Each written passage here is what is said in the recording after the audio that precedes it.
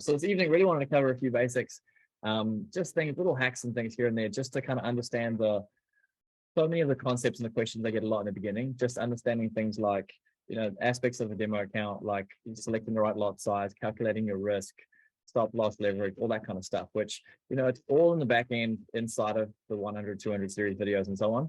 But sometimes just talking it through and throwing a bit more meat on it was really helpful for me. So yeah, I want to cover some of that tonight. And by all means, I'm going to try and keep the chat in front of me so I can actually see what's going on. So if you have a question at any point in time, fire away and I'll get to it as soon as I see it. Oh man, okay, hopefully sounds clear. Give me some thumbs up if my sound's clear. Yes, okay, cool. Seems to be pretty messy when I try to play some music, so we'll keep that out the way for now. So what is going to be the best way for me to describe this, guys? Let's see. I know that all of us are trading in different ways. Some of us are utilizing, say, MetaTrader 4 on a phone. I have been doing that since day one because DCX, that's pretty much the study pathway for that is, just because with Swipe Coin, they send us through trade ideas, copy and paste on the go, on the phone, easy. So I just got in the habit of doing that. And I'm still have that with my phone in front of me, mounted to a dock, so it stays charged, never gonna die for battery life. And so I still trade on my phone. Other guys might trade on a desktop with MT5 potentially, or CTrader, which is another trading application that works pretty well with some of the brokers some of the guys are using. I know it's really compatible with FX Pro. And also some guys have figured out how to trade straight through TradingView, which I have not tackled yet, but I know some of the guys have. And just to even make it more clean, I've actually got Happy who's put together a special 20-minute walkthrough of what it looks like to set up demo trading inside of TradingView. And so it's possible, they just have a certain amount of brokers that you can select which sync up perfectly through TradingView so that you can trade directly within TradingView, which would be one less app to have running. So we'll see how the night goes. I might play the clip for us. It's a 20-minute one. Otherwise, if we don't play it tonight, I'll share it so you guys can all watch it in your own time. Perfect walkthrough of exactly what it looks like to trade on demo within TradingView. So you're going to get to that. So first up, guys, some of the most key things. Let me do this. I'm going to actually put a chart in front of me so that I can explain visually as much as possible. So let me do this and move that out the way. I'm going to screen share TradingView and put up the right window. We want that one. So guys should be able to see that. And I can see some of you on the side over there. That's cool. Got the chat over there. Right, guys. So TradingView, right from the get-go, you've got pretty much, I'm going to hide everything and just start from scratch. So there's nothing on here. And I'm actually even going to,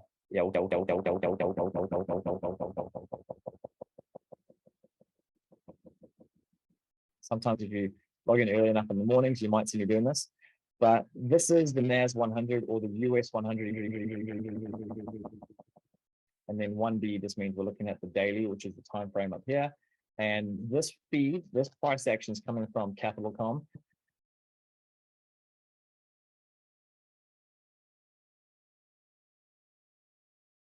Symbols, you've got Apple and Tesla and Netflix and oil and gold and silver, and then you can start customizing. So I've got the BXY, which is the US dollar over there, versus everything. Different, and I've got a whole lot of different. This is the NASDAQ, but there's just different versions of it. Some you'll find the US 100 is basically the the NASDAQ with only mostly the tech companies, the top 100 tech companies. The NASDAQ, full NASDAQ actually incorporates a whole lot of other companies. They're just not inside of this particular index fund that we trade. So US 100 is Capital.com, seems to be pretty close in price action to the dynamic edge scanner that we use inside the academy. So we've got Currency.com, Capital.com, just different feeds you can get. And then you can scroll down. I've got all sorts of other ones, Bitcoin, ETH, and all these different cryptos that I've been looking at for a long time that I've marked up over the last couple of years. So then I'm just going to go back to the one that we were on. I believe it was Capital.com. And get rid of the watch list. You can come and customize so much stuff in here, guys. Like obviously I'm in dark mode, which is just nice on the eyes. You can change that by pretty sure just clicking on your top left-hand corner and it then from there, 1 minute, 3 minute, 5 minute, 15, 30, 1 hour, 4 hour, daily, weekly. Those are the time frames I like to have to bounce between. But you can come through here and just click that arrow and then star whatever ones you want to have up there on the go. And it's just sort of whatever favorite indicators you have. That's where you switch for MACD to pull up one of these. Standard MACD, if you just type in the MACD in there, that's going to come up.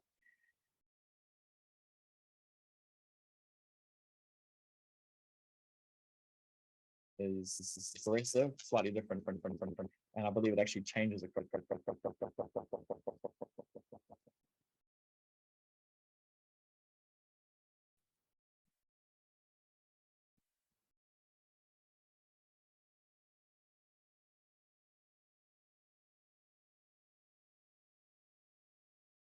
Till November 23rd, and since then price is pretty much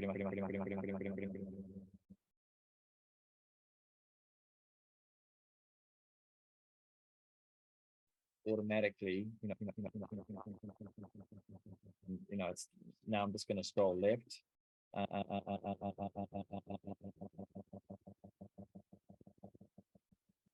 Bit of a normal auto. So all those little hacks you'll start learning. Another oh, sorry. Hopefully this. Oh gosh.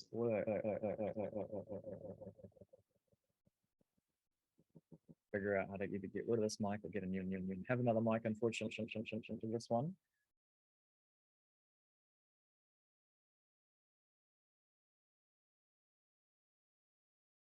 We'll go with that. Let's see. So if you click up here, guys, and forget horrible and durable, I will endeavor to figure something out on the fly. Yeah, that might just be me. Sorry, everyone. That's my project for the next few days. So if you come up here, right next to, where are we? The market. Going to show you 14 hours and 16 minutes till the market closes, which should be about 10 a.m. I believe in the morning. It's usually closed between currently 10 a.m. and 11 a.m. and then it reopens. So you can come up here and find that out. On the weekends, the indices and the forex pairs in the chat, cryptos are 24/7.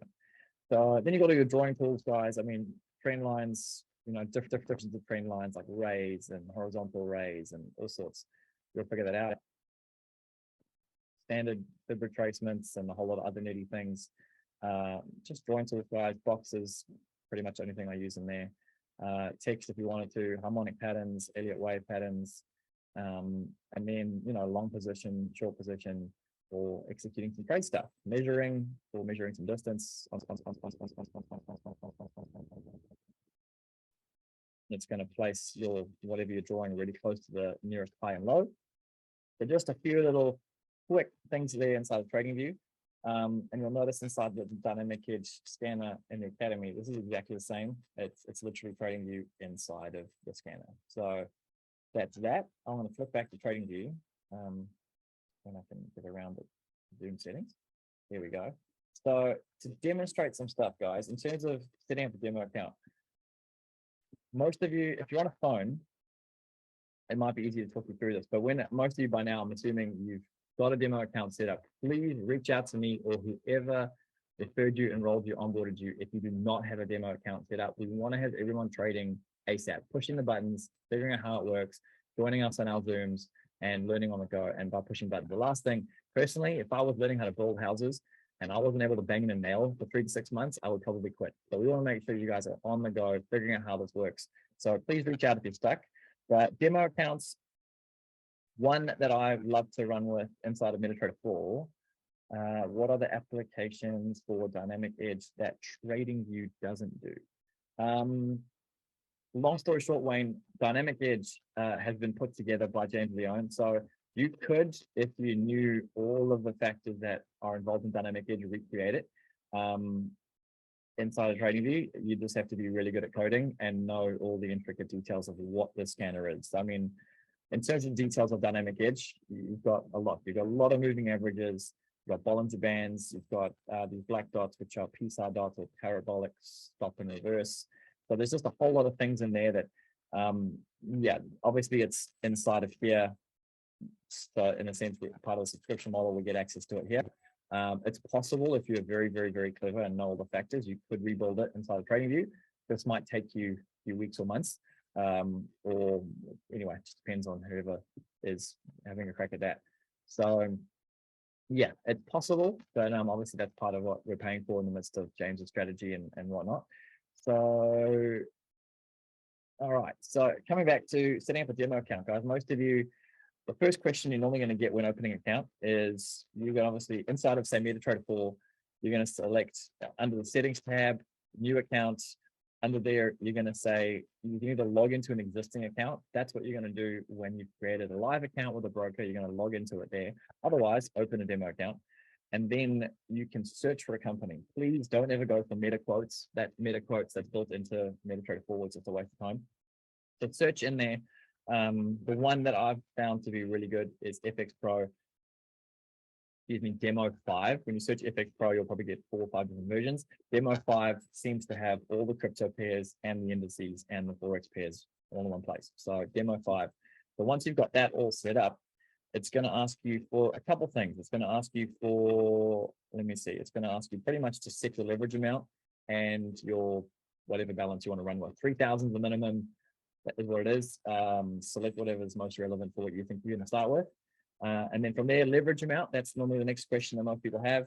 1 to 100, 1 to 200, 1 to 500, whatever you want. Basically, guys, there seems to be a pretty scary conversation sometimes around leverage. If you have good risk management, meaning you select the appropriate size, lot size, and a healthy stop loss, that leverage amount shouldn't really matter too much. It's just taking, say, let's work up 1,000. If you have 1,000, sorry, let's make it easier for my brain at this time. If you've got $100 in your account balance and you select 1 to 100, your leverage amount is going to be 100 times your balance. Therefore, whatever that is right now, add a few zeros. 10 grand? No. Yeah, is that right? Off the top of my head, I've been up since 3 a.m. So there were 100 times 100 leverage, 100 times 100, 10 grand. There we go. My dad, who's a maths teacher, would be so proud right now. Who's on the call.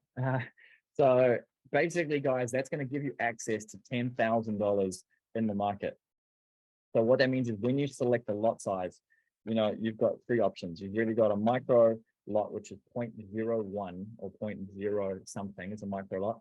Then a mini lot is going to be 0.1 or point something. And then a standard lot is 1.0 or and above. And so each of those lots represent different amounts in the market in terms of, like, I believe the standard lot in Forex, I'm probably getting horribly wrong, is the equivalent of like $100,000. I might be wrong, worth of a currency. I could be completely wrong right now. You can find a 4-minute video on YouTube that'll explain this better. But once you get it and you know what you're doing, say with the NAS, it's a piece of cake. But I don't really do Forex pairs. So essentially, leverage is giving us access to having more money in the market. So we might only have $100 in our trading account or 1,000, whatever it is. So if you select 1 to 100 leverage, it's just giving you the capacity to select a lot size, which will give you way more in the market. And so when that 1 to 100 is in the market, it's obviously, as price moves, the more money that's in there, it's going to have a much bigger swing up and down. So setting your leverage amount, go with whatever feels right to you. Experiment, create a couple different demo accounts, 1 to 100, 1 to whatever. You're probably not actually going to notice too much of a difference as long as you have a healthy stop. So select your select your leverage size, whatever you want to go with. Maybe even get on YouTube, do a little Googling, figure out what feels right for you. Because when it comes to real money, you want to make sure you understand this in detail. And I'm always going to say, do your own research and figure out what you feel comfortable with and make sure you understand these things. So selecting your leverage amount and your balance when you've got the demo up and running. It's going to be exactly the same when you select a real account. You're going to select your leverage and you're going to decide how much you want to fund that account with. So those are the first 2 things, guys, when setting up a demo real account. After that comes the conversation of risk. So I talked about lot size already, but when we're talking about risk, so I realize I don't know if you can actually see my face while I've been talking all this time and actually still looking at the camera, realizing I'm screen sharing. But over here, guys, if we talk about risk, I am going to bounce down. Let me see. Let's go to 1-1 and see what's going on. On the NAS.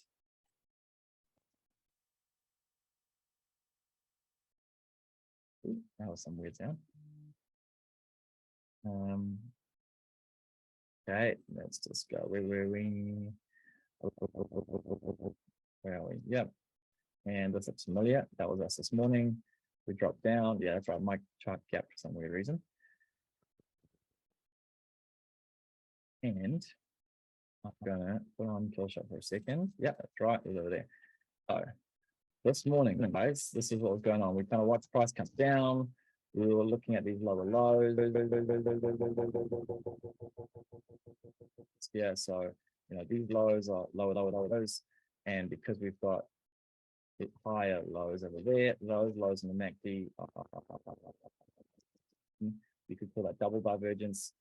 Because of that, we went. So you can look at it on the 1 minute, you can zoom out. It was on the 15-minute as well, I believe. And so because that comes up, and then we are with kill shot. There was an earlier entry at dynamic edge. There wasn't anything around here, but let's just go off the kill shot one for now. So when that signal popped off, I'm going to play out a trade and show you how you would calculate risk and select your lot size.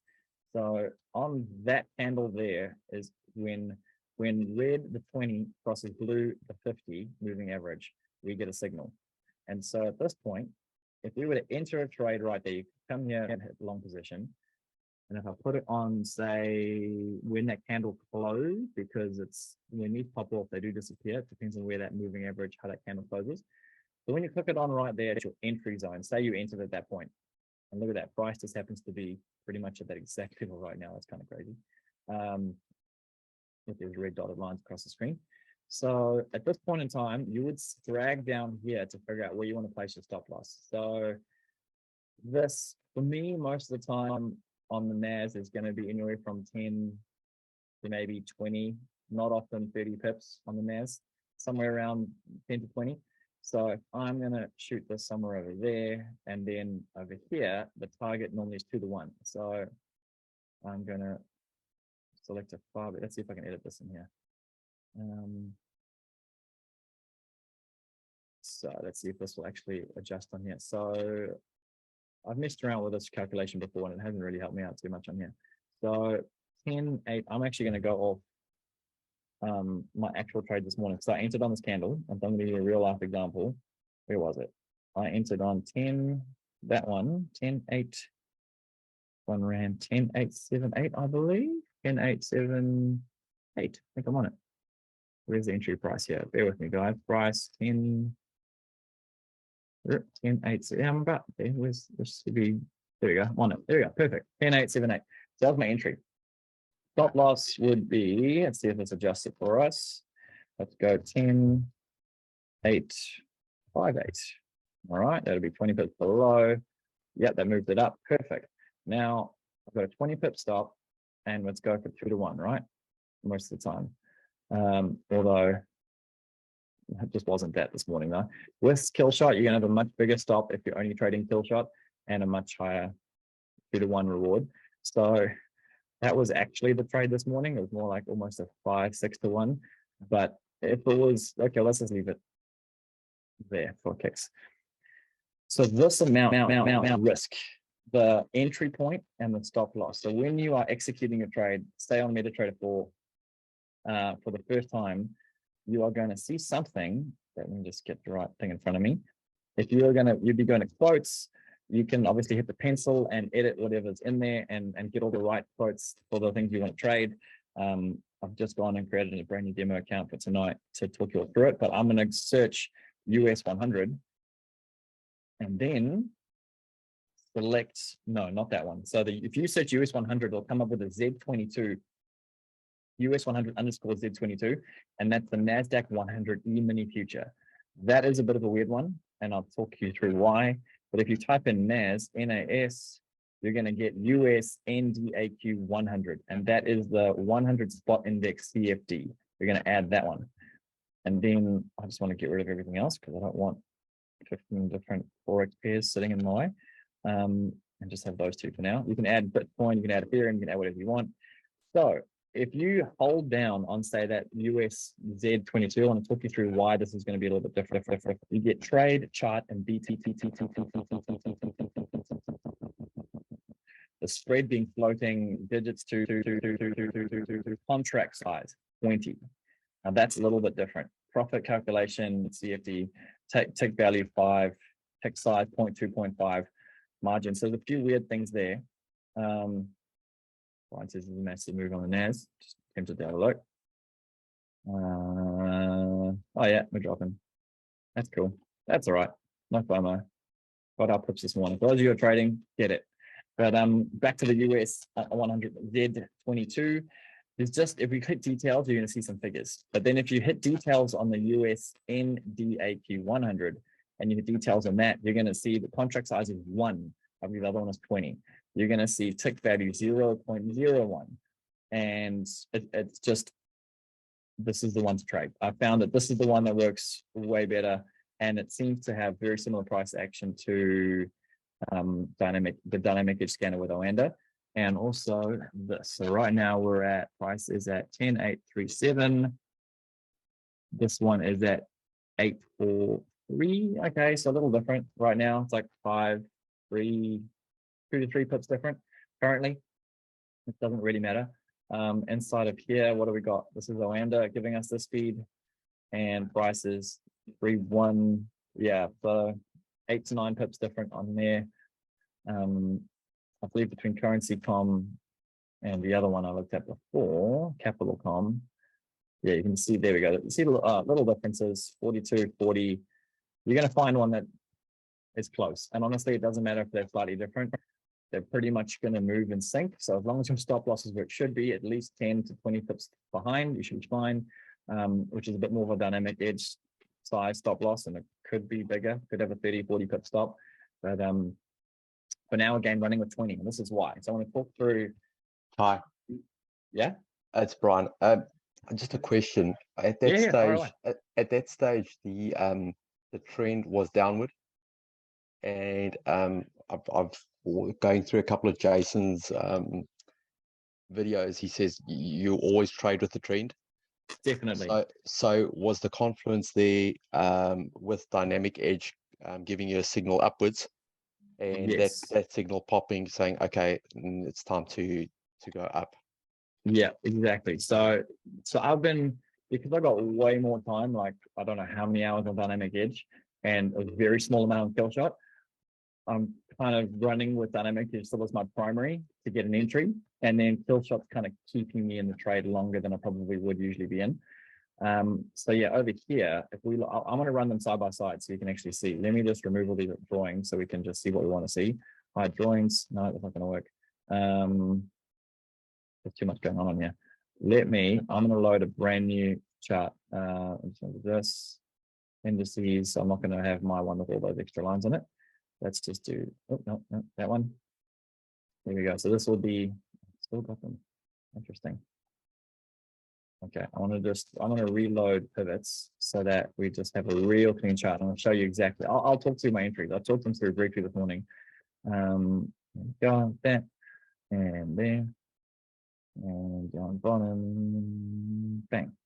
So there we go. That's right. Now we want to go back and select our time to New Zealand. There we go. So that looks like this morning. In here we are. So liquid dynamic did fired off, right? All the way back. So this is what we're doing. So this morning I showed up and I like to first put some trend lines on, maybe draw some fibs, see what's going on, look back, see what happened at New York Open, things like that. So there's a few trend lines. If I actually zoom out to a 15-minute, I mean, honestly, when I'll go from a daily 4 hour, 1 hour, 30-minute, 15-minute, 5, 3, 1, and I will draw lines. I'll look for key levels and all that kind of good stuff. But just to really give us a bit of a race through right now, we've got a couple things to be aware of. So I'm going to draw rays just so that they're a little bit easier right now. So let's go for a ray from that high point there. That's probably not going to work, but whatever. We'll go from there to there just to see where that shoots across, and we'll leave him there. Then we'll do another one because we were a bit, see, look at that. Price paused right on it. And then I'll do one over here because this is the first break that we saw. Come around there and that one-ish. Look at that.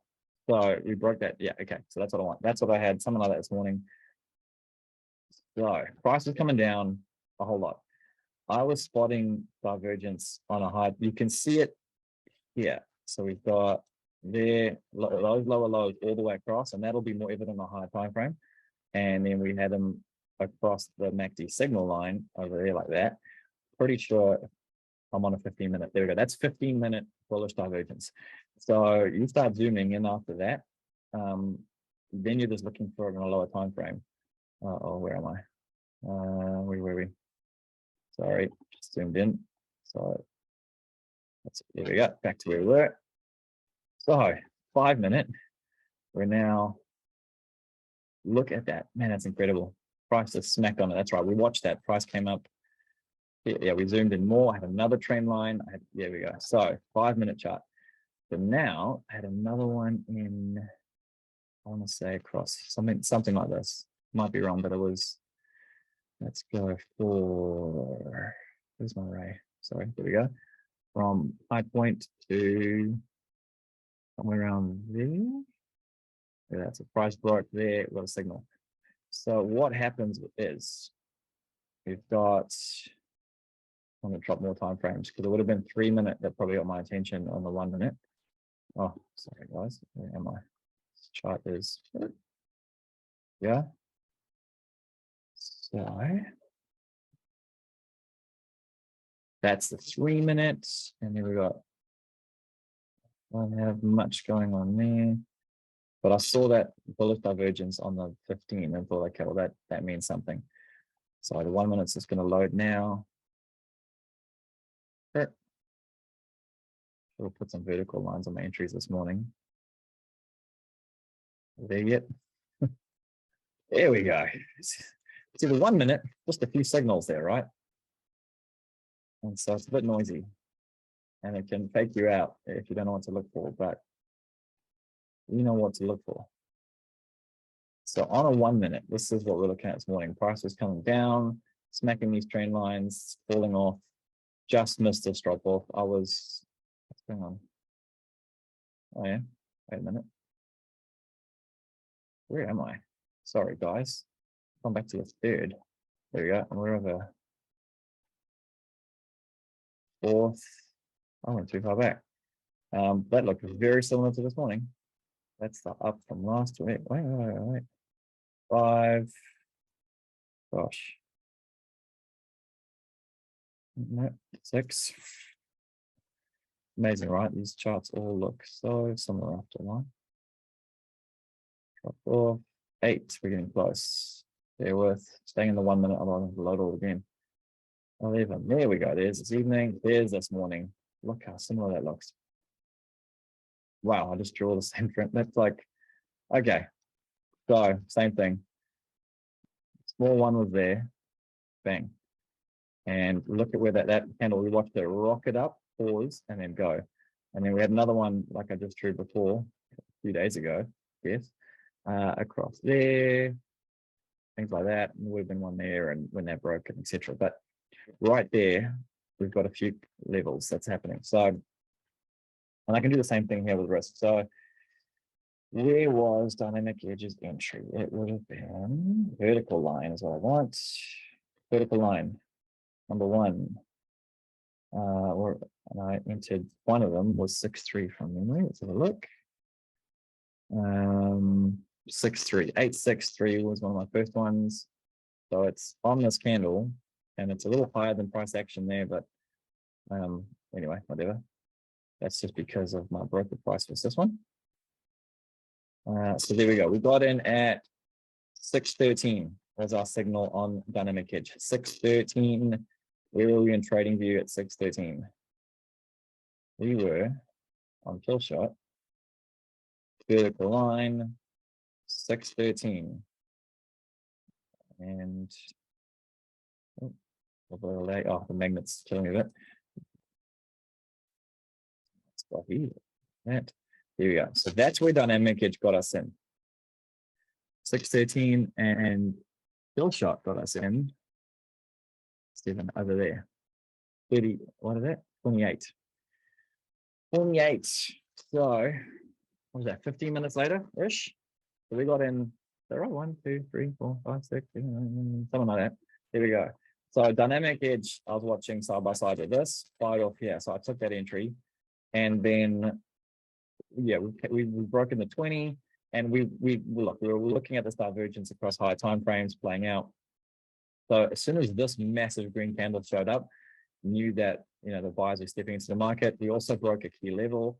If we look left, the low from Evo, was it you that called that out? The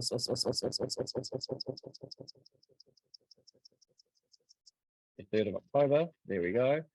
So let's put a horizontal line on there. So I've hidden the drawing, but I had it there. Put a horizontal line on this. We weren't there yet, but we saw a low that we're probably going to retest, but we're coming down, down, down. So sure enough, we watched price come down. It was bullish. And price came down, wicked below that level. Look at this now. When we had this line drawn this morning, and sure enough, what happened with price? I'm on a 15-minute chart, but look at that. That's like a nice little reversal candle. And let's zoom back down to the 1 and find our little entry that we had. Sorry, I gotta roll back. There we go. So look at that. We had that white key level, and Michael's done a whole teaching for us on key levels. I've got a 2-hour recording on it. If you guys want it, I can share it with you. All about looking left. So price came down and literally stopped right on top of it. And what is it doing? Why is price going down? It's hunting for liquidity. So where that previous low on the left was, a whole lot of stops are sitting underneath there. So a whole lot of people that are in these long trades have got all of their stops sitting underneath this key level. And so price came down and then suddenly, boom, pushes down, trigger those stops, and then also, boom, instantly triggers all this institutional money buying. Like, this is not you and me moving this chart. This is banks. These are major funds and players.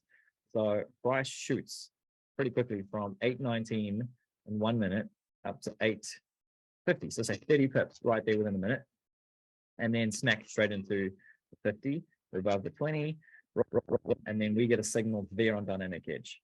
And so we're waiting for that. So I knew at this point, once this much money shows up, it's a BFO, what James would call it, a big something off bar, otherwise known as a big foreign object.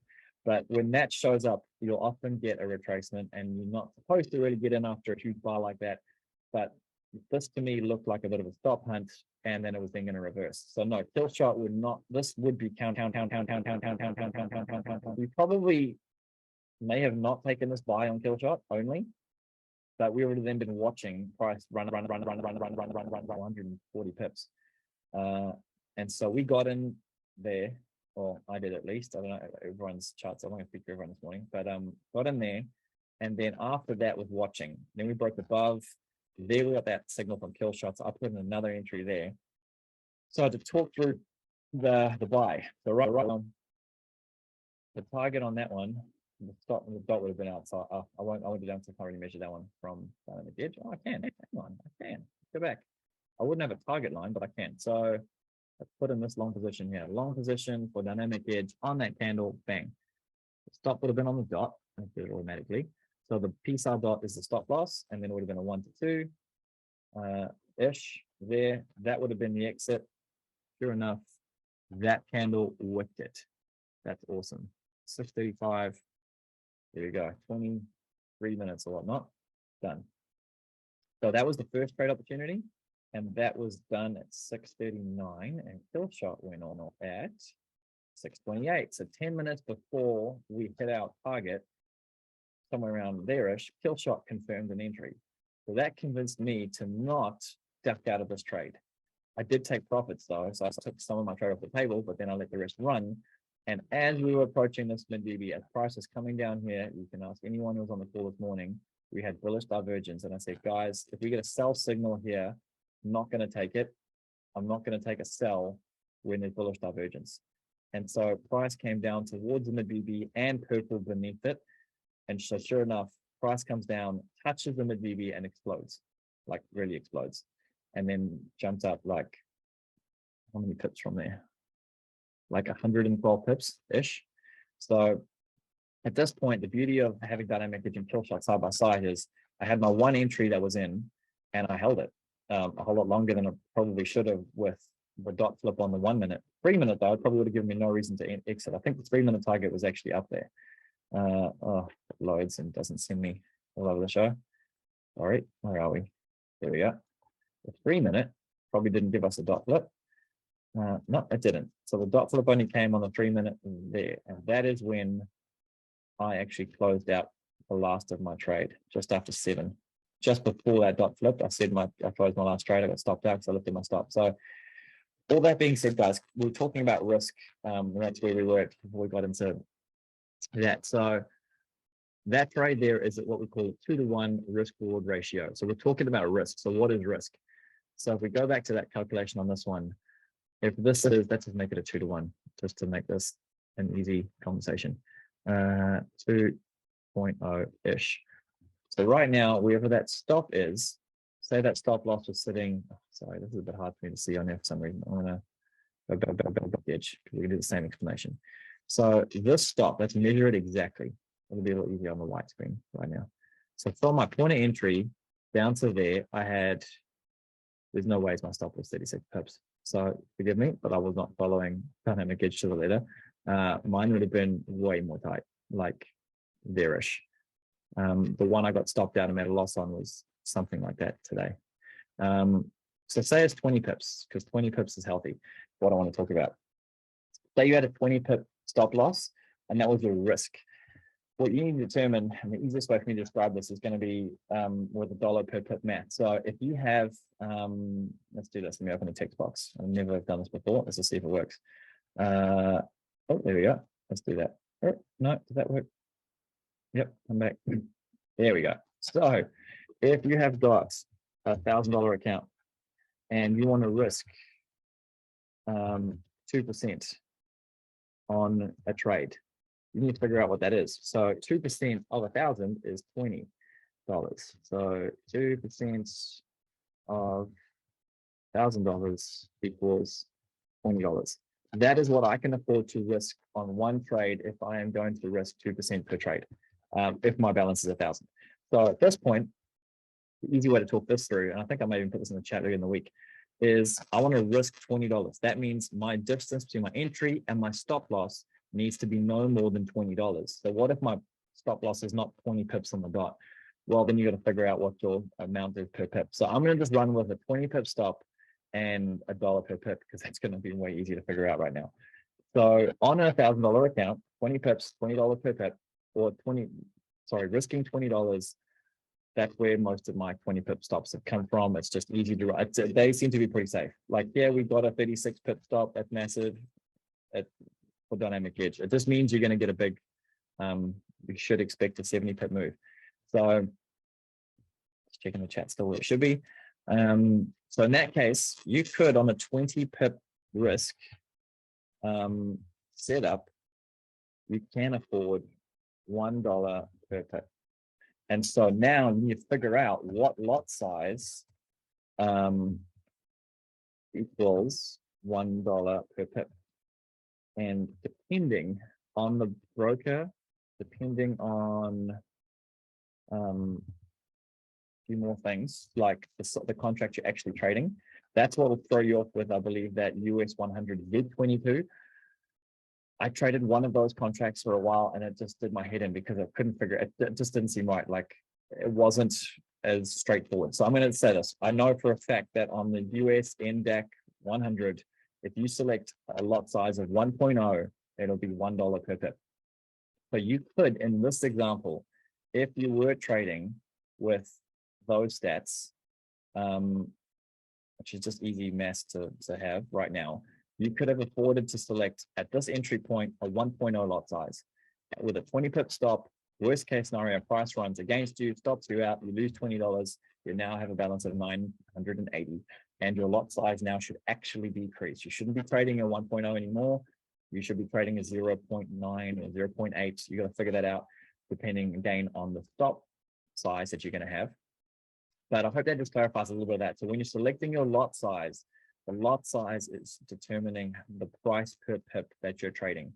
And so selecting here a 1.0 lot, you could have 20 pip stop, and sure enough, you're going to be risking then $20 in that distance of 20 pips with a one standard lot. So hope you guys are getting that. Next thing, obviously, the good part about this is that price didn't go that way. It went the other way. And so price runs up. This trade for me, I closed, I don't know where, one of them, that 6-3 entry. I closed one at 8. Took some, yeah, okay, there we go. So that one, I closed one at 38. Where's 38?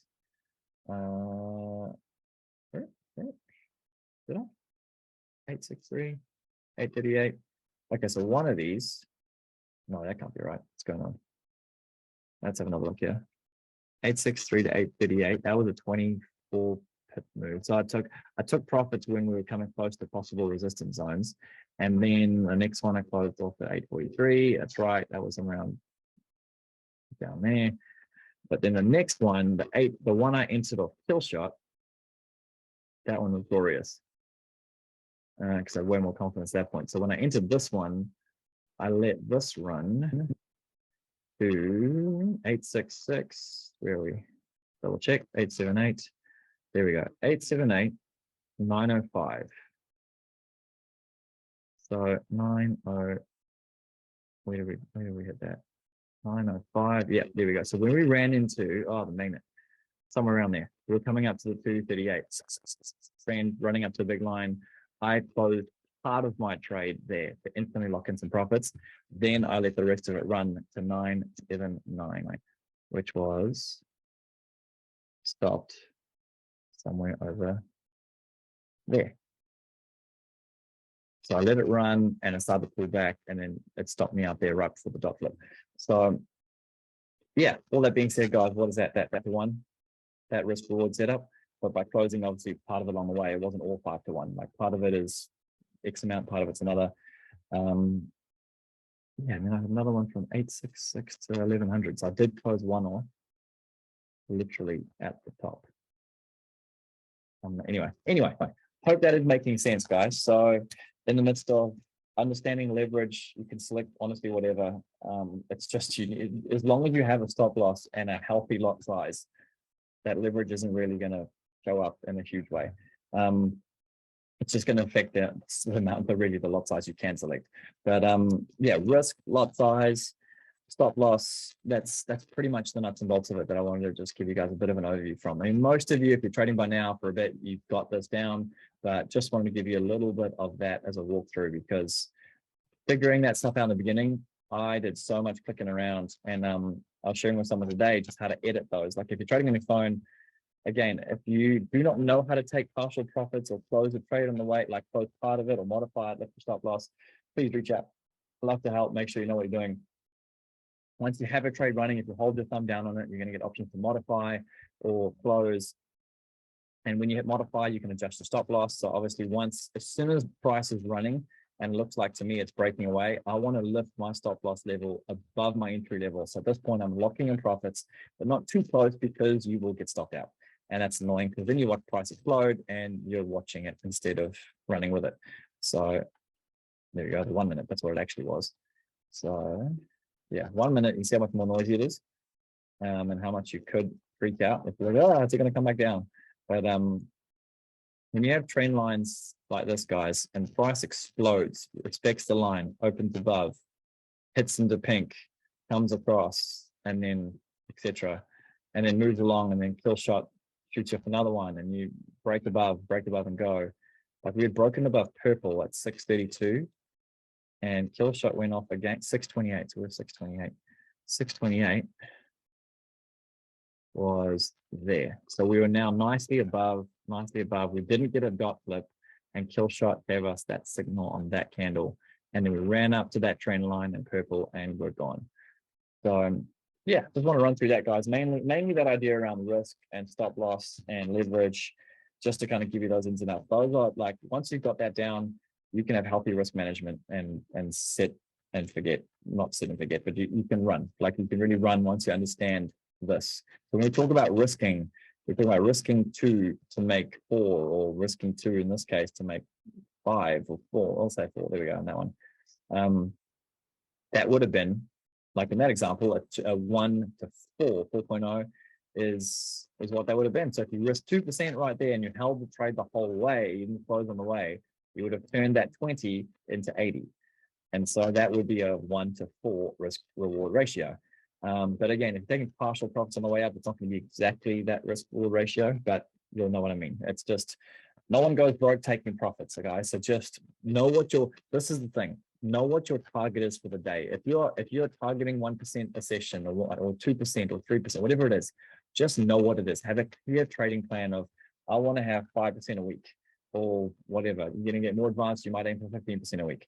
But if you're aiming and you know what it is and it's 5% for a week and you're trading 5 times a week, and you've got 1% sitting in front of you as profit on your phone, and that's your daily goal, please tick that goal as soon as you can, or lift the stop loss to that level. So worst case scenario, it's just gonna whip you out and you tick the goal, or try and close off what would be, say, 80% of your trade, which does tick the 1%, 2% goal, and then let the rest of it run if you think it's going to run, especially if kill shot's confirming it. Because at that point, then you're just going above and beyond your goal. But if you know what your goal is, this is what's going to happen. You're going to see something run up and it's going to pull back, and you're going to think, oh, it's going to keep going up. It's going to keep going up. I'm going to hold this. And sure enough, what happened the rest of the day? Price went sideways for the close, really sideways for the close, and then pretty much just drop back down.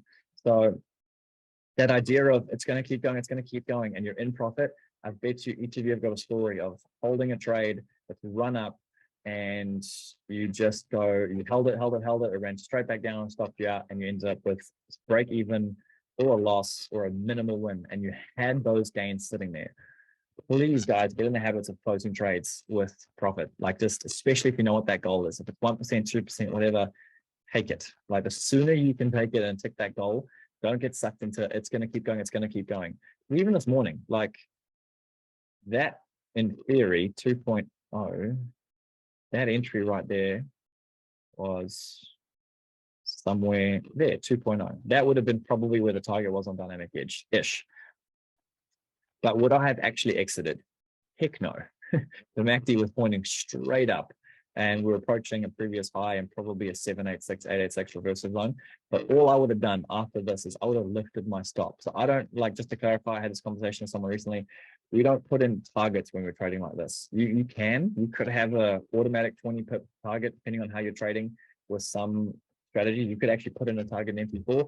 The way James has taught us is just lift your stop, lift your stop, lift your stop, take profits, lift your stop, lift your stop.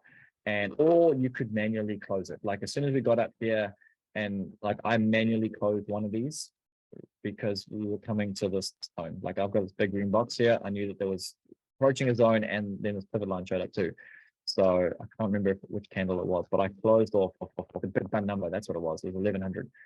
So I knew a big round number. Just, you know what, it's a good place to close and take profits.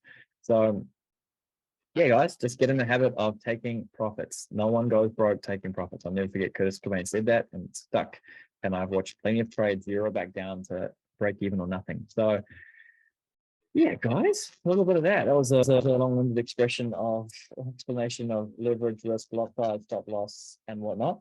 Hope that was helpful for you. I know most of you might have to go with that, but I really hope a healthy trading plan. And I want to actually pull up something. I don't have it in front of me. I might be able to find it. There is Excel spreadsheet, a very good Google Doc. Let me find it, and it's now because it's gold, that Manny Hugh put together for the team, and it is brilliant. You can put in there your starting balance, your goal balance, your risk percentage, all that jazz, and it's actually going to automatically calculate your lot size for you. It just might not be entirely accurate depending on the contract you're trading, but I want to find that for you guys so that you can have it. Where will that be? I know if I don't try to find it now, I'm probably not going to. So I will wait, maybe in there. No, I'll find it. Like, let me know, guys, if I don't find it and you don't see it, it's somewhere, and I know where it is. It's just somewhere in Google Drive. So a really cool spreadsheet that you can sheets, maybe in sheets. Let's see, loading, fill charts, dates. I know I've got it somewhere. I will find it. I will ever trading plan. I'm just going to search trading plan quickly because it is. I haven't had it in front of me for a while. I'll find it. Don't worry. Let me know. I'm not going to waste everyone's time start looking for it. So yeah, guys, that's get this chart out the way. Back on Zoom. Any other questions? Otherwise, I have got, who would like to learn how to trade on demo on TradingView? That's an option that I've got a brilliant walkthrough from Happy for us and would love to share with you guys. But if some of you are already all set, I'd rather probably just share it with you and then you can watch that 20 minutes in your own time. But yeah, I haven't done it yet, but I'm pretty keen to because it looks pretty awesome. Keen to see that. Awesome, Russell. Well, I will definitely share it in the chat then rather, and then everyone can benefit from it who wasn't on the call tonight. But yeah, basically, yeah, I'll drop in the chat and you can all thank Happy for it because he had a lot of attempts trying to set it all up in the midst of TradingView shutting down or whatever. But yeah, Russell says C Trader Pro, but keen to trade on TradingView. Cool, very cool. Yeah, I mean that's the thing, guys. You're gonna find what works for you and you're gonna run with it. The guys on C Trader really swear by it. They love it and they won't touch MetaTrader since transitioning. I mean, Mike's been doing this for 20 years and that's what he loves. So there we go. Find what works for you and run with it. There we go. Thanking Happy. That's the way. And I know Drew, I believe you figured out trading from within TradingView. So I'm just looking at the moment. Yeah, there's certain brokers obviously that work within that. And if you're open to sharing which ones work for you, I don't know how much research you did on that, if which ones are working so far, if it was you, I think it was. Yeah, I'm sure some guys would love to know that. Just maybe the simplicity of being able to trade from within TradingView would be pretty cool. So yeah, guys, let's fire away. If you've got any questions, I'm here. I can talk through other stuff. That's a lot about this morning. I haven't looked at what's going on in the charts right now, sorry, but zero FOMO. When you have a morning like that, just goals ticked for the day, slash maybe a couple of days. Just sliding across to price action right now. Here we go. Look at that. Wow.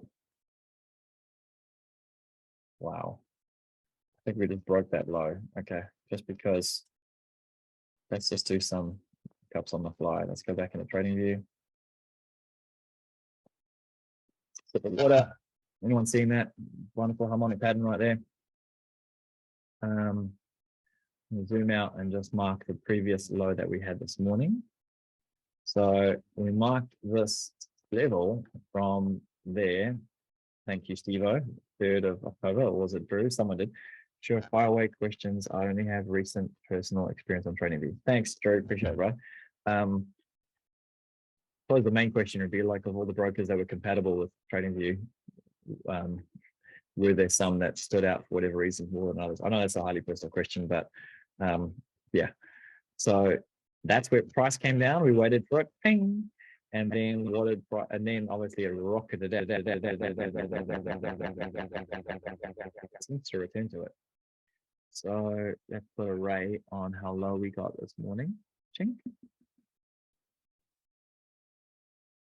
Price just came down, closed above that exact level again on the 15-minute, but wicked lower. So if we turn down to 3, 1, do we close underneath it all a little bit? But look at that, guys. Price would have been, we would have seen this key level still signal, and dynamic edge obviously would have gotten us in probably more like up here. But and with a trend line break, you get real cheeky and do something like that would be a high confirmation. Look at that. Once it broke that line, boom. Get more. And then here and do something like that. And so I could almost guarantee that dynamic edge would have given me something over there. There, dynamic edge would have gone off there.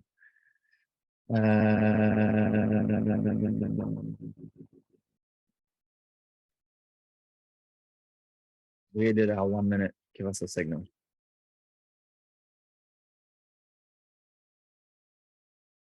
I can hear James's words in my head right now. 1944. We got a sell dot outside, close below, and that candle is close below pink. What do we say? 1944. What did I say? I said 1943. Okay, so I went off there. Off one candle early. but that's even better. Broke the trend line and then the signal, extra confirmation. And that one would broken the 50. So if you're watching kill shot at the same time, broken the 20, broken the 50. I get that backwards? I did. Broke the 20, broke the 50. There we go. That's glorious. So then sell signal. Then what? What else is going on?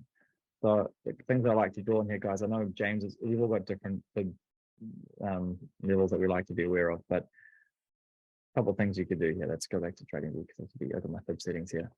So a couple of things I'm going to do is fib the high to the low. I mean, this is now after the fact because once we've had that low, price slow down. And the next one is a 786, 886. And look at what's happened right there. And then you can kind of get rid of the fib if you wanted to. But trend lines would be the next thing. So I'm just curious. I'm just drawing on the slide. What's up here? But there you go. Price hit and the trend line, and then broke through. Next one you could maybe one through. I don't know about this, but yeah, right there. Not too sure about that. But you can see that W, which is beautiful. And normally it would be from, where are we? X8. So pending, you could go from the ultimate high to the low, to the high, to the low. And because C is higher than A, you're going to expect X, because C is higher than A, you're going to expect D to be higher than X. So we're still waiting to see that this will break this high. So you could say, well, what that dotted line is, but you could expect some. Alternatively, just on side view, you could have a tighter one like this and expect price to then at least break X, which did on that moving average right there. And that would have been also the 786, 886 zone. So that would be a safe W to play out as well. Yeah. Just those little patterns, guys. And after those patterns, you get a shink drop. So we'll see. Not always on these tiny low time frames. That's not something I would take to the bank, but yeah. Put in the trend line, look at that big drop off. We'll see. Anyway, price action right now.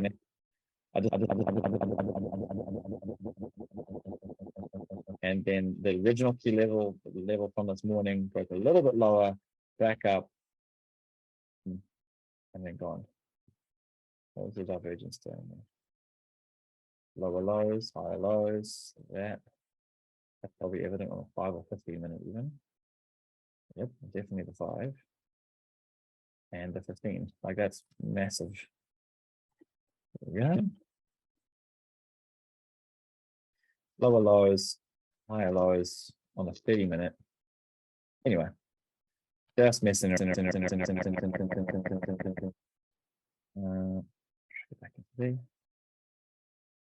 Yeah, hopefully guys are making some money tonight. Those are trading. Otherwise, yeah. 35. Probably enough of my voice for one night. If you guys got any questions again, fire away. Thanks, Drew, for being open to sharing about some of the stuff at TradingView. Sam, good to see you on your bro. Evan as well. Good to see you, man. Cool stuff. Yeah. Pleasure, Brian. Hopefully that was helpful for you guys. I know some of that is it's just, some of you guys might have that completely down, but some of us are pushing buttons and hardly know what we're actually doing, but I love having clarity, real high quality clarity. And yeah, just knowing what leverage means, knowing what healthy risk management is, stop loss, etc. You have that kind of stuff down, you get those basics right, everything should be sweet after that. So cheers, Steve. Cool. 98% of the time. Yeah, that's it, right? No, we know in part and we see in part. There we go. But yeah, cool stuff, guys. Well, have an amazing rest of your evening. I'm just looking behind Zoom to pick out the charts, but yeah, just preach, man. I'll tell you what, the fibs, don't get that started on how we're seeing fibs show up at church at the moment. It's kind of crazy, but yeah, God code, that's what we'll call it. Those numbers are real, and God does fun things with them. So Yeah. That's I'll leave it there for tonight, guys. Been up since 3 a.m. So I might try to I gotta chop this up for those who missed it, get it on YouTube. And yeah, have an incredible evening. Have fun if you're trading. And if you're getting up early tomorrow morning, I won't be tomorrow morning. Let's catch up on the sleep I did not get last night. But I'll be at it again on Thursday morning. I'll drop the Zoom in 5 a.m. Thursday morning. We'll go for some tips. And yeah, have an amazing evening, everyone. I'll endeavor to chuck on a song which will hopefully not go crazy on the sound. But and I'll share Happy's recording for everyone as well. Thanks, Doris. So appreciate that. I was able to just glaze over it briefly before launching the Zoom. But I'll share it with all of you. In the meantime, enjoy the rest of your night. Love you all. Catch you later.